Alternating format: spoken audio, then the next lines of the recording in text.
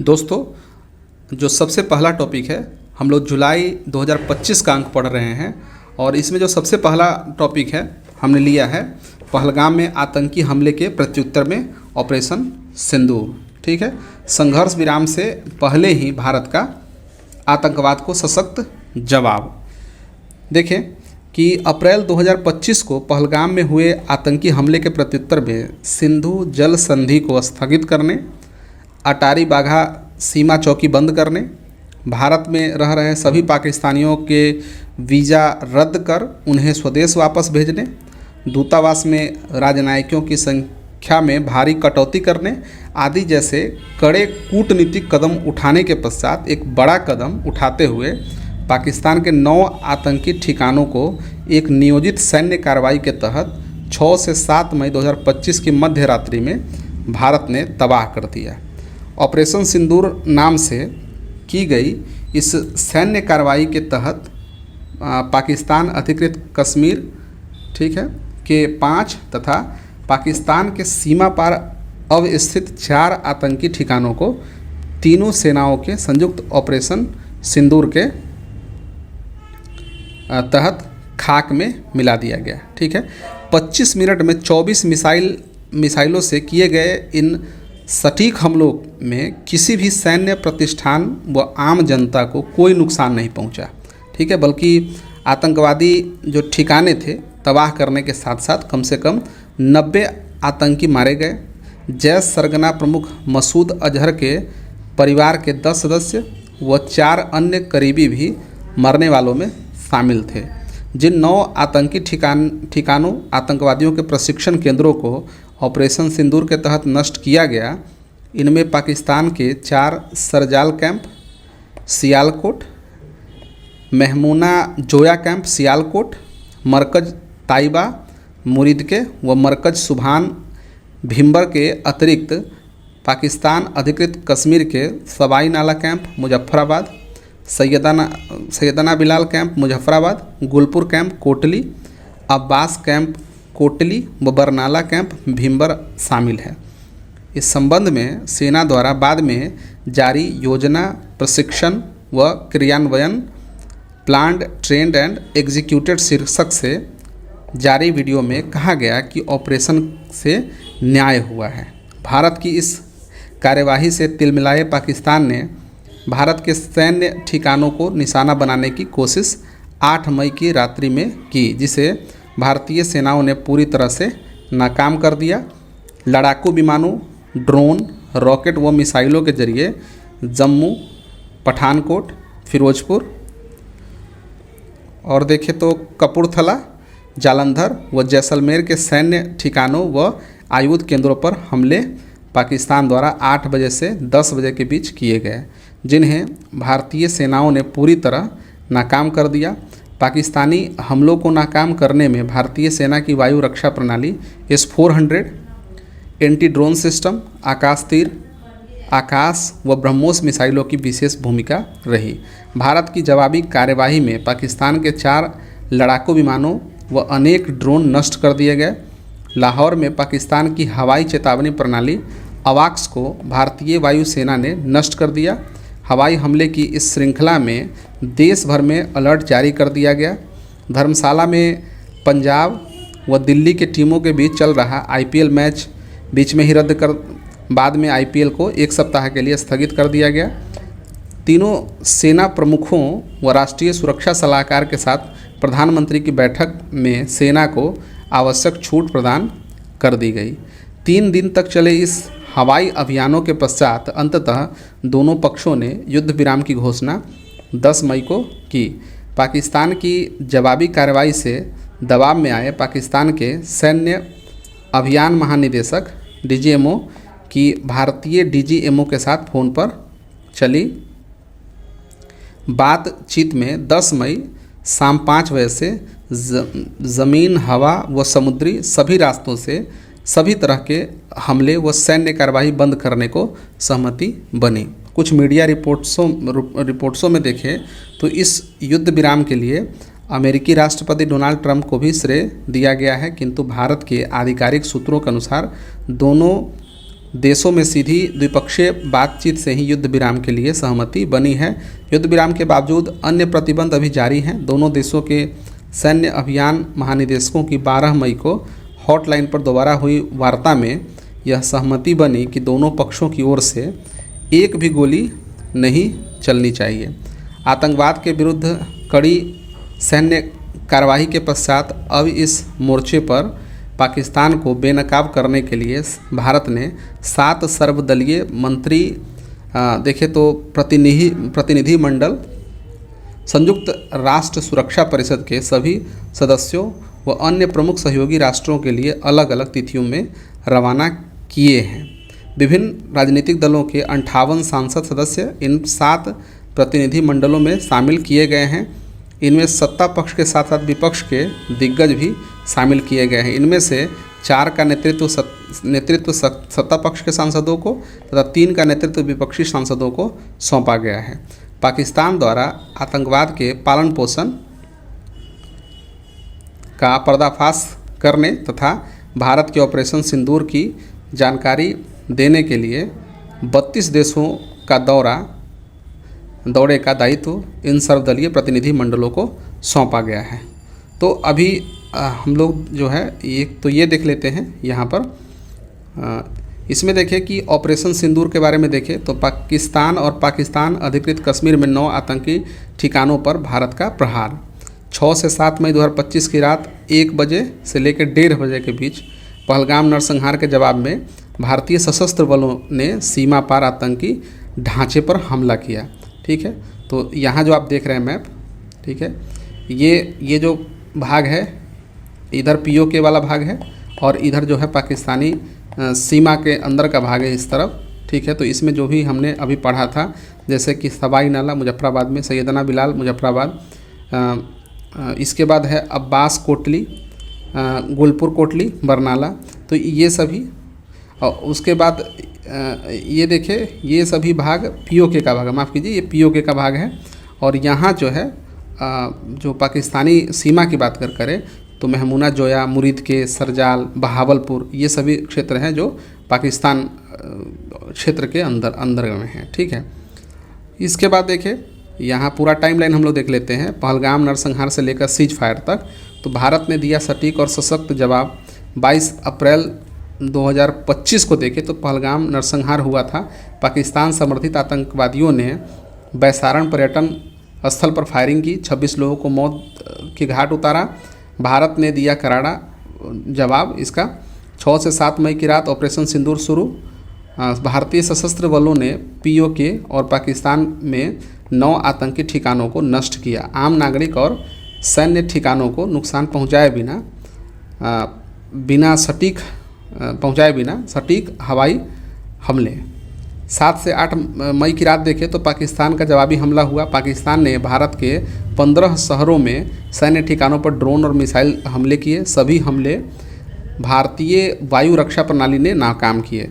साथ ही पाकिस्तान ने एलओसी पर भारी गोलाबारी शुरू की जिसमें नागरिक इलाकों को निशाना बनाया गया। 8 मई सुबह की बात करें तो भारत का पलटवार। भारतीय बलों ने लाहौर के पास पाकिस्तान के एयर डिफेंस रडार को ध्वस्त किया। भारत ने दोहराया निशाना आतंकी ठिकाने, नागरिक नहीं। ठीक है, 9 मई को क्या हो गया गोलीबारी तेज हुई।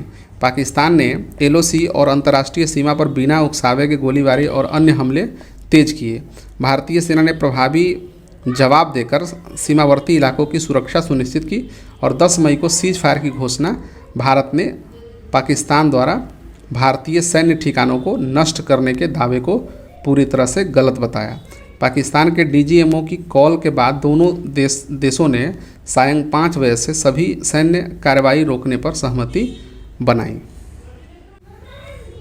दूसरा टॉपिक है कि PSLV C61 के जरिए EOS 09 प्रक्षेपण का इसरो का 101वां मिशन वो विफल हो गया है।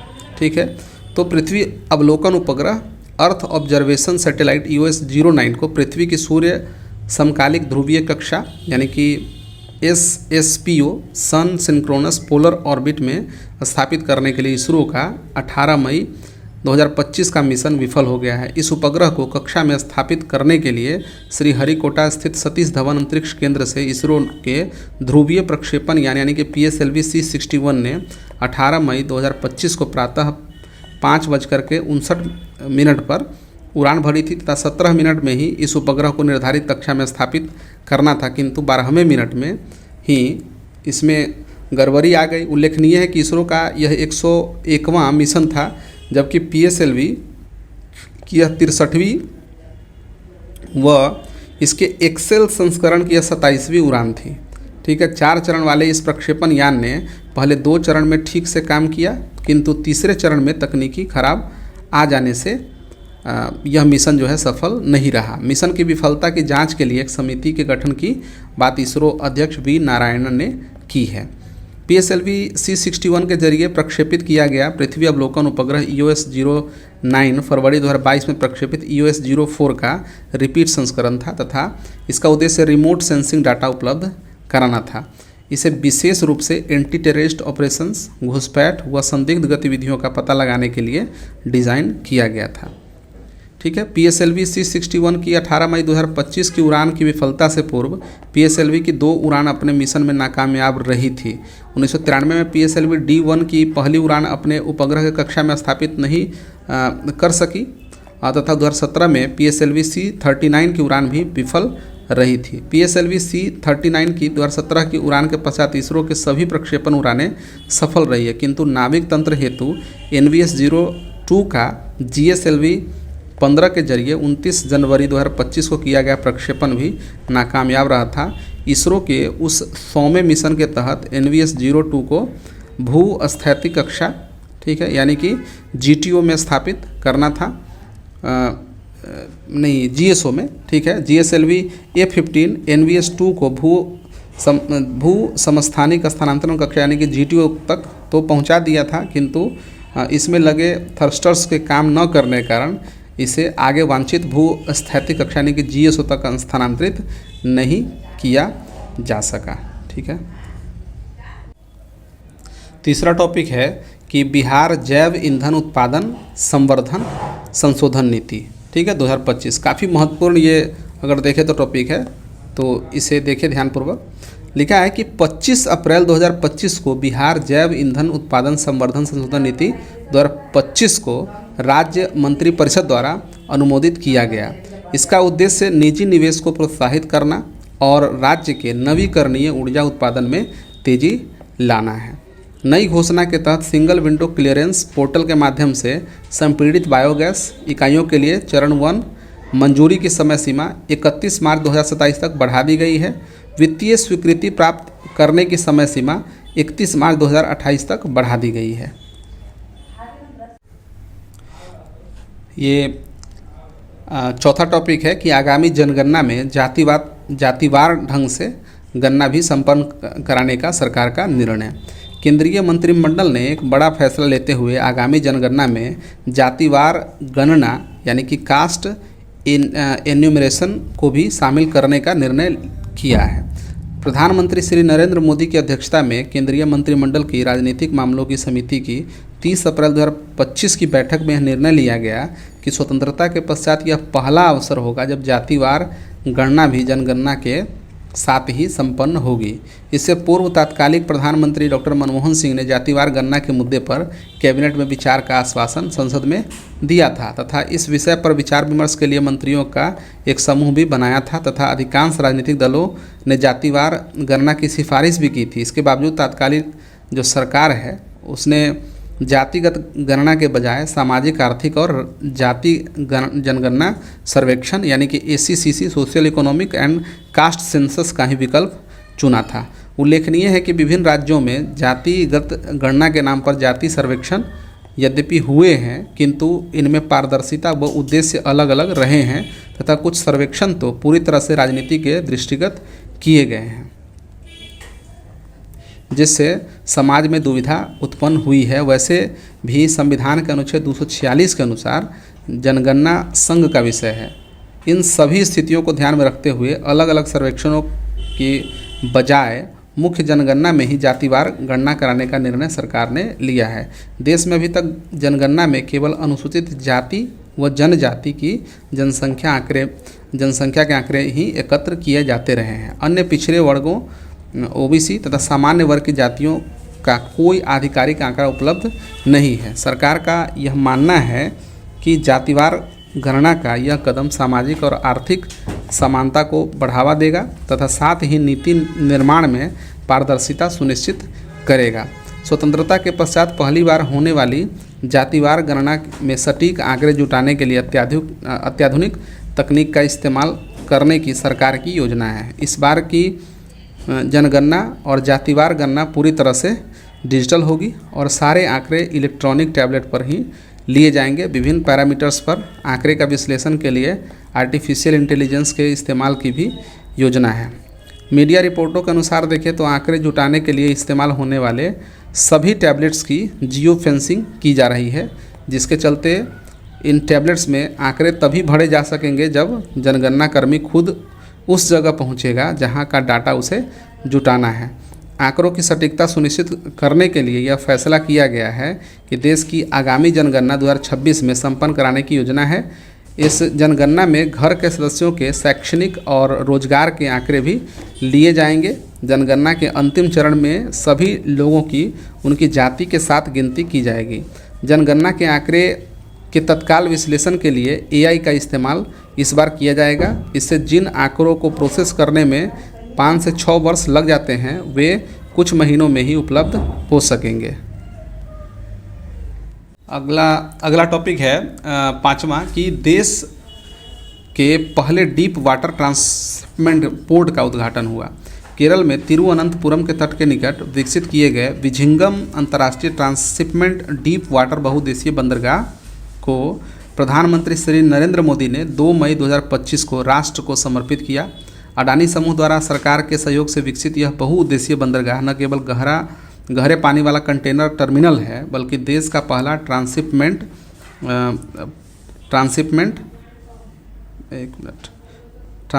पोर्ट भी है।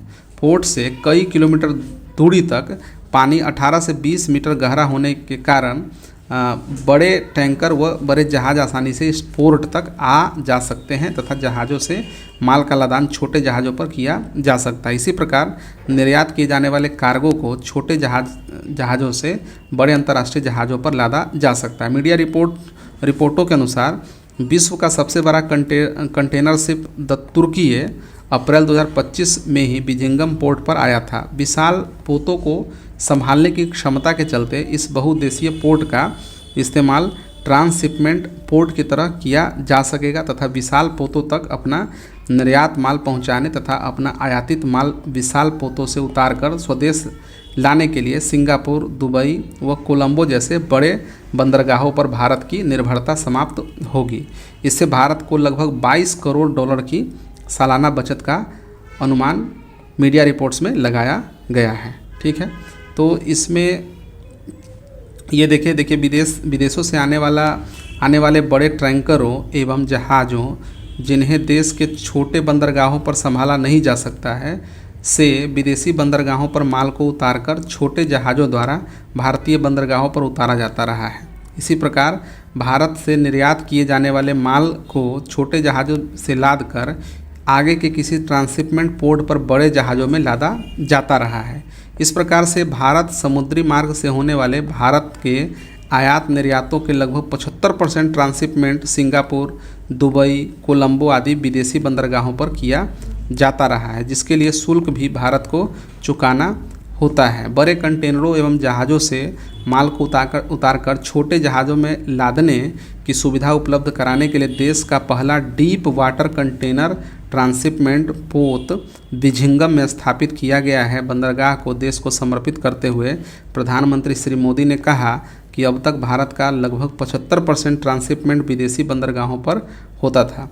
इसके लिए जो पैसा बाहर जाता रहा था वह इस बंदरगाह के शुरू होने से देश में ही रहते हुए देश केरल एवं विझिंगम के लिए एक नई अर्थव्यवस्था बनाएगा। आने वाले दिनों में इस बंदरगाह की क्षमता में कई गुना वृद्धि की बात भी प्रधानमंत्री जी ने अपने संबोधन में कही। मम्मी काफ़ी महत्वपूर्ण आंकड़ा है ये। देखिए अप्रैल 2025 में बेरोजगारी 5.1%, ठीक है, काफ़ी महत्वपूर्ण आंकड़ा है, इसे आप ध्यानपूर्वक देखेंगे। सांख्यिकी व कार्यक्रम कार्यान्वयन मंत्रालय द्वारा पहली बार मासिक श्रम बल सर्वेक्षण जारी किया गया है। देश में श्रम बल भागीदारी दर यानी कि लेबर फोर्स पार्टिसिपेशन रेट, श्रमिक जनसंख्या अनुपात यानी कि वर्क पॉपुलेशन रेशियो WPR और बेरोजगारी दर यानी कि UR अनएम्प्लॉयमेंट रेट के संबंध में आवधिक श्रम बल सर्वेक्षण आंकड़े केंद्र सरकार के सांख्यिकी एवं कार्यक्रम कार्यान्वयन मंत्रालय द्वारा तिमाही एवं वार्षिक आधार पर ही जारी किए जाते थे। पहली बार श्रम बल व बेरोजगारी के ऐसे आंकड़े मंत्रालय द्वारा मासिक आधार पर गत मई माह में जारी किए गए हैं। अप्रैल 2025 के लिए जारी इन आंकड़े में बताया गया है कि अप्रैल 2025 में देश में प्रत्येक आयु वर्ग के लोगों में बेरोजगारी दर 5.1% थी, जो पुरुषों में 5.2% व महिलाओं में 5% थी।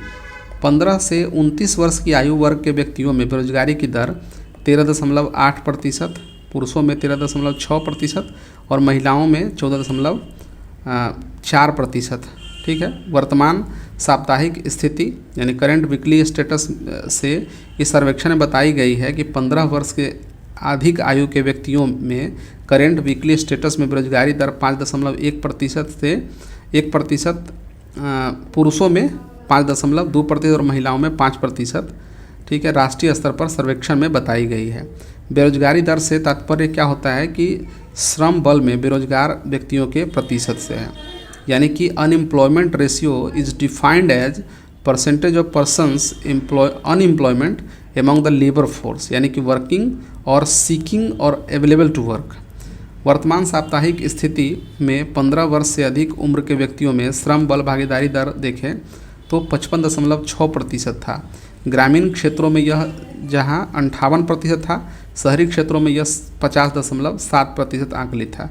सर्वेक्षण के अनुसार अप्रैल 2025 के दौरान ग्रामीण व शहरी क्षेत्रों में LFPR देखें तो क्रमशः 79% व 75.3% थी। श्रम बल भागीदारी दर को जनसंख्या में श्रम बल अर्थात काम करने वाले, काम की तलाश करने वाले या काम के लिए उपलब्ध में शामिल व्यक्तियों के प्रतिशत के रूप में परिभाषित किया जाता है, ठीक है। Labour force participation rate is defined as the percentage of persons in labour force, ठीक है, वर्किंग और सीकिंग और available for work in the population. मंत्रालय के इस सर्वेक्षण के अनुसार अप्रैल 2025 में देश में 15 वर्ष से अधिक उम्र के व्यक्तियों में श्रमिक जनसंख्या अनुपात यानी कि WPR जो है 52.8% ग्रामीण क्षेत्रों में, 55.4% व शहरी क्षेत्रों में 47.4% था। राष्ट्रीय स्तर पर इस आयु वर्ग में पुरुषों के लिए श्रम जनसंख्या अनुपात 73.7% और महिलाओं में 32.5% था। श्रमिक जनसंख्या अनुपात को जनसंख्या में कार्यरत व्यक्तियों के प्रतिशत के रूप में परिभाषित किया जाता है। Worker population ratio is defined as the percentage of employed person in the population. अगला टॉपिक है कि 7वां की भारतीय अर्थव्यवस्था अब विश्व की चौथी बड़ी अर्थव्यवस्था। जापान को पीछे छोड़ते हुए भारतीय अर्थव्यवस्था विश्व की चौथी बड़ी अर्थव्यवस्था है।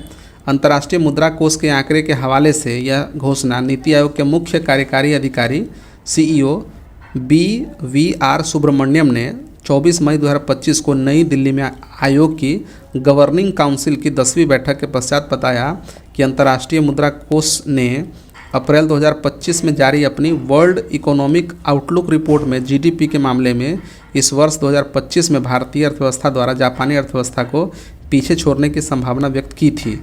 भारत का सकल घरेलू उत्पाद 2025-26 में जहां $4.187 ट्रिलियन था, IMF के अनुमानित किया था, वहीं जापान की GDP 4.186 ट्रिलियन यानी कि $4,186 अरब अनुमानित था। नीति आयोग के CEO ने इस तथ्य की पुष्टि करते हुए कहा कि अब केवल अमेरिका, चीन और जर्मनी की अर्थव्यवस्था ही भारत से आगे है। ठीक है, तथा 3 वर्ष पश्चात जर्मनी को भी पीछे छोड़ते हुए भारतीय अर्थव्यवस्था तीसरी बड़ी अर्थव्यवस्था होगी। अंतर्राष्ट्रीय मुद्रा कोष के ताज़ा आंकड़ों में 2025 में विश्व की 10 सर्वाधिक जीडीपी वाले देशों की प्रचलित मूल्य पर जीडीपी निम्नलिखित अनुमानित की गई है। आप देखें तो जीडीपी 2025 प्रचलित मूल्यों पर ट्रिलियन डॉलर में देखें, अमेरिका का 30.507, चीन का 19.231, जर्मनी का 4.744, भारत का 4.187, Japan 4.186, Britain 3.839, France 3.211, Italy 2.422, Canada 2.225, Brazil 2.125। ज्ञातव्य है कि अंतर्राष्ट्रीय मुद्रा कोष की अप्रैल 2025 में जारी वर्ल्ड इकोनॉमिक आउटलुक रिपोर्ट में कहा गया है कि 2027 में भारत जर्मनी को पीछे छोड़कर विश्व की तीसरी बड़ी अर्थव्यवस्था बन जाएगा। तब हमारी अर्थव्यवस्था का आकार 5 ट्रिलियन डॉलर से अधिक होगा, जबकि 2030 तक यह आकार 6.77 ट्रिलियन डॉलर होने का अनुमान लगाया गया है। भारत में 2025-26 व 2026-27 में जीडीपी की वृद्धि क्रमशः 6.2% व 6.3% रहने का अनुमान आईएमएफ की उपर्युक्त रिपोर्ट में व्यक्त किया गया है, जो विश्व की सभी प्रमुख अर्थव्यवस्थाओं में सर्वोच्च होगी। 2025 व 2026 में चीन में वृद्धि 4% जहां अनुमानित की गई है। अमेरिका में इन वर्षों में वृद्धि क्रमशः 1.8% व 1.7% अनुमानित है, जबकि वैश्विक वृद्धि क्रमशः 2.8% व 3% रहेगी। काफ़ी महत्वपूर्ण आंकड़ा है। देखें कि देश में जन्म दर, मृत्यु दर, शिशु मृत्यु दर व जन्म के समय जीवन प्रत्याशा आदि के मूल्यांकन, ये देखिए आदि के नमूना पंजीकरण प्रणाली आधारित ताज़ा आंकड़े। तो नमूना पंजीकरण प्रणाली यानी कि सैंपल रजिस्ट्रेशन सिस्टम के आधार पर 2017 से 21 की अवधि के लिए सर्वेक्षण रिपोर्ट भारत के रजिस्ट्रार जनरल के कार्यालय द्वारा मई 2025 में जारी की गई। जन्म के समय जीवन प्रत्याशा, ठीक है, जन्म के समय लिंगानुपात देखें तो सेक्स रेशियो एट बर्थ, नवजात मृत्यु दर, नियोनेटल मोर्टेलिटी रेट एनएमआर, शिशु मृत्यु दर, इन्फेंट मोर्टेलिटी रेट आईएमआर आदि के संबंध में ताज़ा आंकड़े रिपोर्ट में शामिल है। वर्ष 2017 से 21 की अवधि के लिए जन्म के समय जीवन प्रत्याशा 69.8 वर्ष इसमें बताई गई है, जो 2016 से 20 की तुलना में 0.2 वर्ष कम है। संदर्भित अवधि में पुरुषों के लिए यह 68.2 वर्ष है तथा महिलाओं के लिए 71.6 वर्ष अनुमानित की गई है। संदर्भित अवधि 2017 से 21 में जन्म के समय जीवन प्रत्याशा ग्रामीण क्षेत्रों में 68.5 वर्ष व शहरी क्षेत्रों में 72.9 वर्ष थी।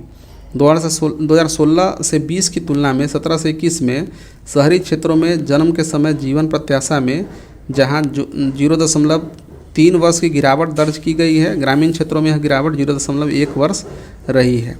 सर्वेक्षण के अनुसार जन्म के समय जीवन प्रत्याशा पुरुषों के लिए सर्वाधिक दिल्ली में 73 वर्ष जहां थी, वहीं महिलाओं के लिए यह केरल में सर्वाधिक 77.9 वर्ष जो है थी। सबसे कम जीवन प्रत्याशा छत्तीसगढ़ में पुरुषों के लिए 62.8 वर्ष तथा महिलाओं के लिए 66.4 वर्ष थी।